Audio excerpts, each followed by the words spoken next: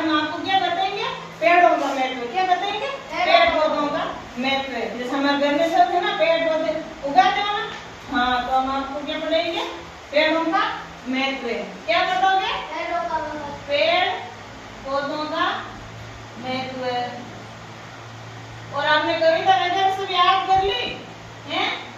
बताइए ना 2-3 दिन पहले। क्या बच्चों बोलते नहीं हो? याद हुई ना? हैं?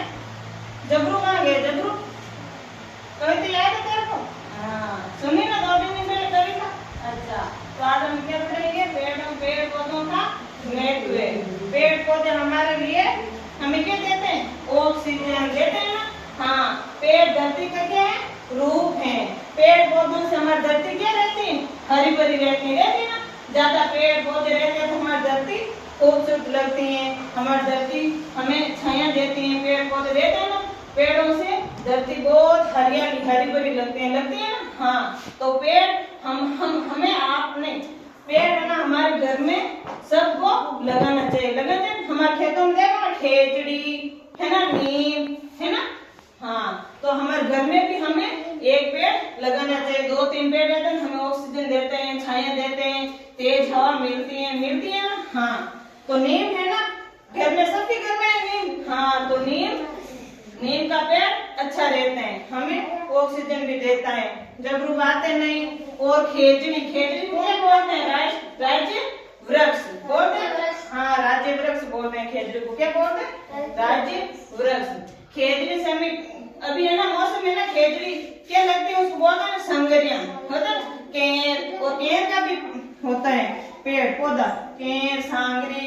तो उसे हमें सब्जी भी बनती है। सब्जी बनती है ना। हाँ केर सांगरी पंचकुटा बातें नहीं।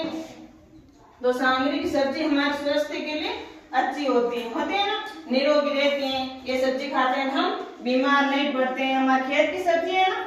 हाँ और नीम हमें छाया देते हैं, खेजड़ी भी छाया देती है। और हमारे घरों में जैसे कोई केला, नींबू है ना, नींबू का पेड़, नींबू से हम क्या रस मिलता है ना। गर्मियों के दिनों में नींबू रस बनाते हैं ना। नींबू पानी हमारे शरीर के लिए बहुत अच्छा रहता है।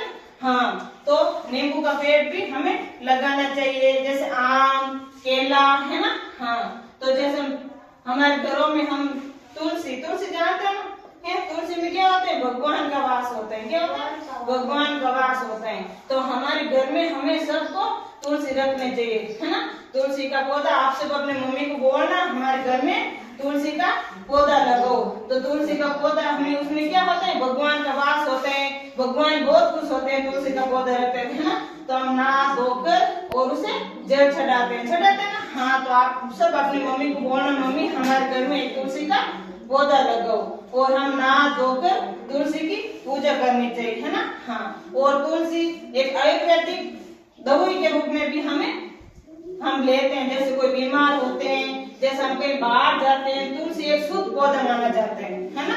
हाँ तो हम तुलसी का पत्ता मुंह में लेते हैं तो उससे कई सारी बीमारियां दूर होती हैं। और जैसे शुद्ध जल होता है ना, गंगा जल और तुलसी दोनों हम अपने शरीर में लेते हैं ना तो हम कभी बीमार नहीं पड़ते हैं। तो हमें भी अपने घर में ये तुलसी का पौधा लगाना चाहिए। नींबू का पौधा पाते नहीं, केला है ना।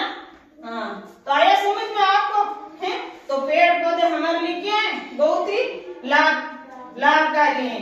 पेड़ों को हमें काटना ना चाहिए। कोई भी काटते हैं तो उसको बोलना चाहिए पेड़ को हमें काटना ना चाहिए। पेड़ हमें फल देते हैं, छाया देते हैं, वृक्ष ऑक्सीजन। और पशु पक्षी भी पेड़ों पर क्या बनाते हैं? घोंसला बनाते हैं ना। हाँ चिड़िया कहाँ रहती है? घोंसले के अंदर। पशु पक्षी है ना, कबूतर वगैरह पेड़ों के नीचे अपना घोंसला बनाते हैं, वही अपना घर है ना। आपने एक दिन कविता सुनी ना, चिड़िया क्या रहती है? पेड़ों पर। चिड़िया का घर कहाँ है? पेड़ों पर। हाँ पेड़ों पर वो क्या बनाते? अपना घोंसला बनाते। हम तो घरों के अंदर रहते हैं, पशु पक्षी कहाँ रहते हैं? पेड़ों पर, वही उसका घर होता है। तो हमें पेड़ों को काटना नहीं चाहिए है ना। कभी भी किसी को बोलना पेड़ों को काटना ना चाहिए, ठीक है ना। हाँ ज्यादा से ज्यादा हमें वृक्ष लगाना चाहिए। वृक्ष लगाने से धरती हरियाली रहती है और हम शुद्ध रहते हैं, शुद्ध हवा मिलती है, तेज हवा मिलती है, हमें ऑक्सीजन मिलता है। ठीक है, आया समझ में? हाँ, तो कल आपको इसके बारे में